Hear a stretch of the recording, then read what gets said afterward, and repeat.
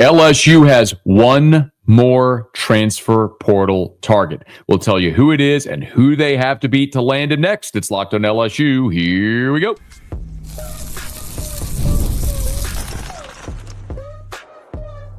You are Locked on LSU, your daily podcast on the LSU Tigers.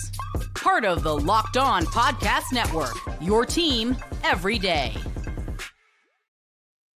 Okay, let's get it. It is Locked on LSU, your team every day. I'm your host, Matt Moscona. Thanks so much for making us your first listen. We are free, available wherever you get podcasts, of course, on YouTube as well. So please subscribe. As always, one of the fastest ways to help us grow is by leaving your comments below. So thank you sincerely for that. This episode brought to you by Monarch Money. Take control of your finances with Monarch Money.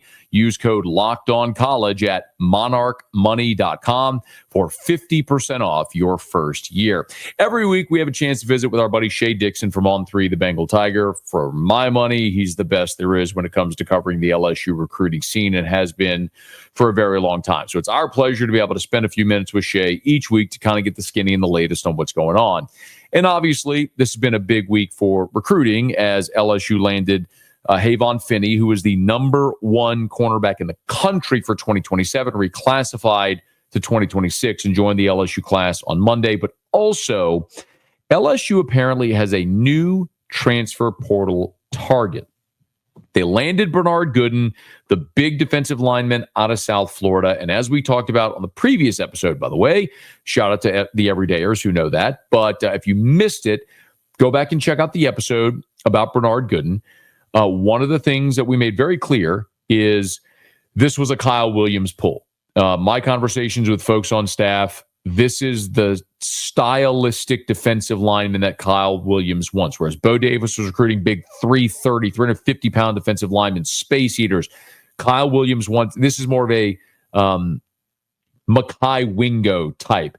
Smaller, squatty, strong, bull rush, interior pass rush, wreak havoc type guy. Led the AAC in pressures a season ago. So we know they landed Gooden. Who else might they get? And there's two positions we've talked about. One potentially would be offensive tackle if the right guy jumped in the portal. Otherwise, you're super content with Tyree Adams and Weston Davis as your starting tackles. The other is safety. And safety was the worst position on your defense a year ago. Wasn't even close. We're going to delve into some of that in just a little bit. But you already added to Marcus Cooley. But if there was the opportunity, the right opportunity to add a safety, you'd go after it. Well, AJ Haulcy from the University of Houston has entered the transfer portal, and LSU is in the mix with Miami and Ole Miss for AJ Haulcy's services. Now, I'm going to let you hear from Shea Dixon on this in just a second, but remember, Haulcy was a guy that coming out of high school in Missouri City, Texas, which is the Houston area, was a 5'11", 190-pound safety that was ranked number 1,513 in the composite. He was a low 3-star, the 124th best safety in the country and the 221st best player in Texas. But as we often see, some guys aren't ready at 18. But by the time they get to be 19, 20, 21, they're ready for the big time. And AJ Haulcy is an example of that. That's a guy that has started 33 of 36 games over the last 3 years at Houston. And now he is one of the best players in the transfer portal at a position of great need for LSU. Here was Shea Dixon on AJ Haulcy, the safety transfer from Houston, and LSU's opportunity to get him. We knew that DT, just from speaking with sources, you don't even need that. You can look at the team and watch who's out there and look at the depth chart. The DT and safety were the two spots that you're probably like, okay, did they add anybody else? And they got their defensive tackle in Gooden, so naturally, what's up with safety? And I can say right now the only guy they are actively recruiting in the portal is a safety, AJ Haulcy, who played at Houston this past year and put up really good numbers. So is he a guy that makes that room better? Absolutely. I think they also like the safety room a good bit and want to develop the guys like Deshaun Spears and others. So you brought Marcus Cooley in from NC State, who was one of the better players in the ACC in terms of safety play last year. So you've got a little bit of veteran experience there alongside Gilbert. I mean, you're getting better there, but you add a guy like Haulcy, yeah, that boosts the room. Now, Matt, I'll say Miami has had him on campus Monday. Zach Etheridge was his coach at Houston as a DB coach last year. He's now the corner coach at Miami, so they've got a bit of a connection there. Ole Miss is still on him, but from talking to people in the past 24 hours, it seemed like this one was shifting away from LSU, and now LSU feels like, oh, wait, we've continued to talk with the Haulcy camp, and we might have a shot here. So I think this one's going to come down to LSU or Miami. I'm not sure after Ole Miss picking up a safety transfer this past weekend if they're going to be the choice or if it won't be the Hurricanes or Tigers. I'd keep an eye on it. They might not be done yet here. So Miami, the seeming favorite, it is worth mentioning that over the weekend, the Ole Miss staff did visit Haulcy in Houston, but that's a guy that LSU could certainly want. So let me put some more context around AJ Haulcy. I told you he was not a very highly sought after recruit in the high school rankings, but in the transfer portal, he certainly is that. In the portal rankings, he is the number 31 prospect and the number 2 safety in the transfer portal. So you were talking about a guy that is at a dramatically different spot in his recruitment now than he was coming out of high school. And for whatever it's worth, On3 puts an NIL valuation on him north of $400,000. If this comes down to money, listen, Miami's got plenty of it. They got John Ruiz, a billionaire booster, and they were one of the earliest adopters in NIL. But I can tell you definitively that LSU is cash rich and they can spend what they need to spend. So if this is a player that they desperately want and feel can make them better, this will not come down to something where LSU flatly gets outbid like what happened a year ago in situations. It's very clear with how LSU's put together this 17-member transfer portal class. They spend it. They ain't getting outbid and they're getting guys they want. Here you have a guy with 33 career starts at safety, can play either free or strong safety. And I told you I was going to run through his defensive numbers from Pro Football Focus. Now, get my caveat, everydayers, you know this, but my caveat is Pro Football Focus is a metric. It's not the metric. It's just something to consider. But his grade, Haulcy's grade, his overall defensive grade in 2024 was an 80.5. His coverage grade was an 85.5. Let me give you context. Just remember 80.5. Okay, that was his overall grade, 80.5. Haulcy this last year, 80.5. The highest rated safety that LSU had was Sage Ryan at 69.9. After that was Kylan Jackson at 66.5. Jordan Allen at 62.8. Deshaun Spears, 61.1. Do you want me to keep going? Austin Osbury at a 60. Toviano at a 57.8. Major Burns at a 57.7. Joel Rogers at a 53.8. Jordan Gilbert, who was a starter, played with one arm, dislocated shoulder, 53.2. Haulcy's grade was an 80.5.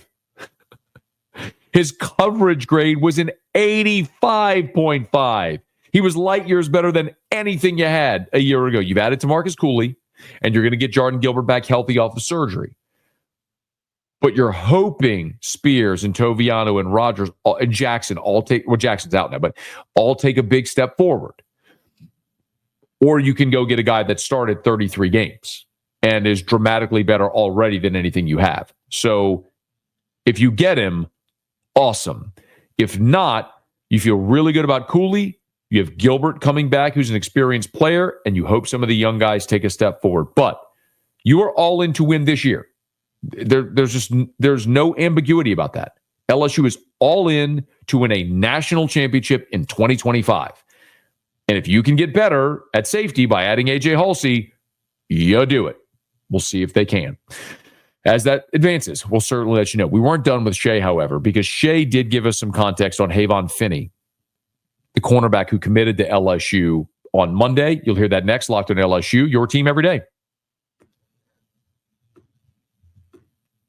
Ever check your bank account and wonder, where did all my money go? Between dining out, online shopping, and entertainment, it is easy to lose track. That's where Monarch Money comes in, your personal CFO, giving you full visibility and control over your finances.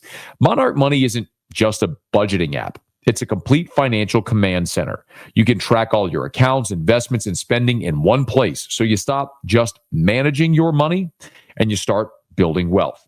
So they even allow easy collaboration. Managing money with your partner is smoother than ever. You can track shared and personal accounts. You can set goals. You can stay on the same page without the stress.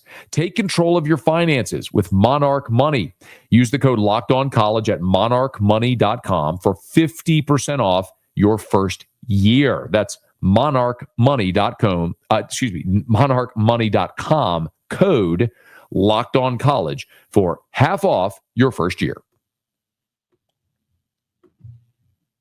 Told you we weren't done with Shea Dixon because while the Tigers are still pursuing AJ Haulcy in the transfer portal, they landed another defensive back, Havon Finney, for the class of 2026. Remember, a 2027 number one corner in the country who reclassified for 2026. And Shea Dixon talked about how big this was of a get for LSU.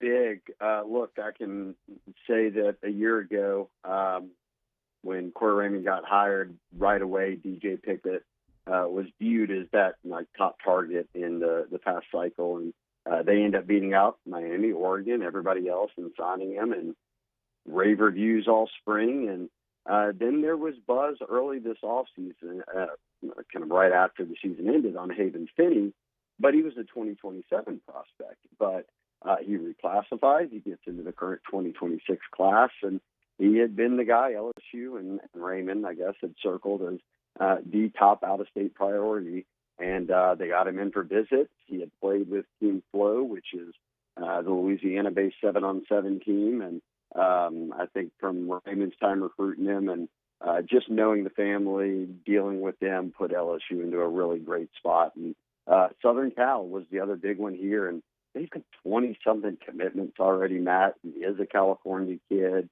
And a lot of people thought he was going to Southern Cal, but hey, look, I'm not betting against Raymond right now, so I was the only person to put it on for the RPM pick, and I threw it on LSU about a month ago, and I thought he was going to wait and take official visits and all that, and he goes to announce the top three yesterday, his final three, and instead says, "Mom, happy birthday, I'm committing, and I'm going to LSU." So a little bit of a surprise announcement, but one that behind the scenes LSU knew was coming.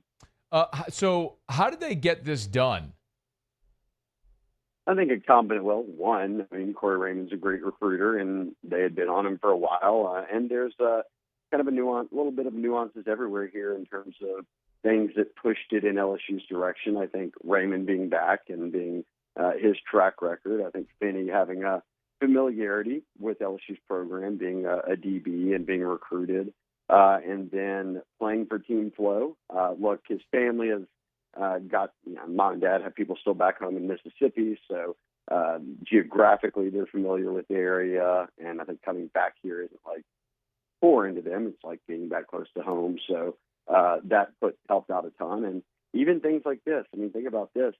Corey Raymond early on, as the Finneys go through their process, Eli Ricks, a guy who he had recruited, played at LSU, obviously, came from California, heavily recruited 5-star, connects those parents, and they're able to bounce things off each other. So I think a lot sort of played out here where LSU is kind of front and center despite USC being red hot in recruiting. They're the number 2 team behind LSU with 20-something commits, but LSU's class has just been so good, and that's 10 with Finney. And again, prioritizing him and saying, hey, look, you are the number 1 out-of-state target. If you want in, let's lay it all out. What do we have to do to get you in? They did it.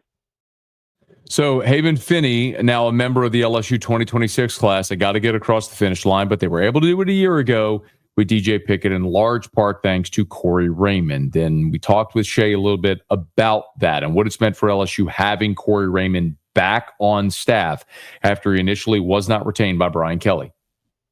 It's turning out that a lot of people have bringing back Blake Baker as DC, Austin Thomas in this general manager role. A lot of it's paying off for Brian Kelly right now, but specific to Corey, I mean, we've covered LSU for long enough. We know what Ron Cooper sort of started there at DBU, and with Corey carried on for, between he and Engineer, I think they were on staff for probably a decade, right? And then he spends a couple years at Florida and comes back here, and you immediately see DJ Pickett, a number one corner, signed with LSU, and do so coming out of Florida in kind of the peak of the era where you're beating out Dan Lanning and Cristobal, who basically at Oregon and Miami people think are working with, endless amounts of money from donors or Phil Knight or whomever it might be. So that was a big one. You get Aiden Anding, who's the number one corner in Louisiana. They had Kate Phillips, down to the wire as a five-star committed before he flips and stays in home and signs with Texas. But also then going into the portal, I think getting Jakeem Jackson from Florida, who he had recruited there. We had him as the number 3 corner in the country 2 years ago, and he played right away as a freshman and then got hurt last year, took a red shirt to just sit out, ultimately transferred. Now he's here. Mansour Delane out of Virginia Tech, who arguably may be their best portal addition, certainly the most experienced at a room where they really needed a defensive back. So I think that development, and it's a lot going on right now where you have to retain players, develop them, get guys out of the portal, recruit the high school level, and so far so good for Corey, right? Because we didn't see P.J. Woodland or Ashton Stamps or, Michael Turner, any of these guys enter the portal, which is key. Those are the guys you want to ultimately develop to where you're not relying on the portal every year.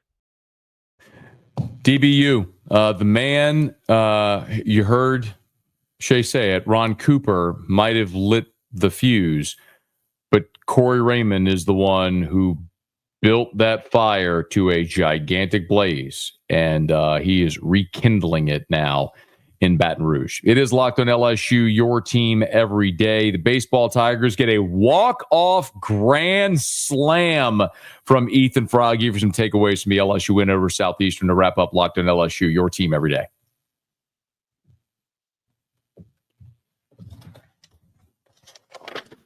All right, a lot of you were probably with us here for our post-game live recap. Just as a reminder, we do go live on the Locked on LSU YouTube channel as soon as the LSU baseball games go final. So if you want a full, extensive, 30-minute-ish recap of LSU Southeastern, you can get that on the live post-game recap, which is available on YouTube and on podcast. We'll do a little bit of a thumbnail post-game here for you here on this episode. So LSU beat Southeastern 15-2. They walked them off in 7, and it kind of went. It started the way it finished, or it finished the way it started. Ethan Fry hit a grand slam to walk it off as the Tigers were up by 9. The bases were loaded. They needed just a knock from Fry to get a run home, and they would have walked off Southeastern. And Fry tattooed a ball over the left field wall, and LSU wins 15-2. Well, the game started for LSU with a leadoff solo home run from Derek Curiel, who continues his absolutely in fuego streak.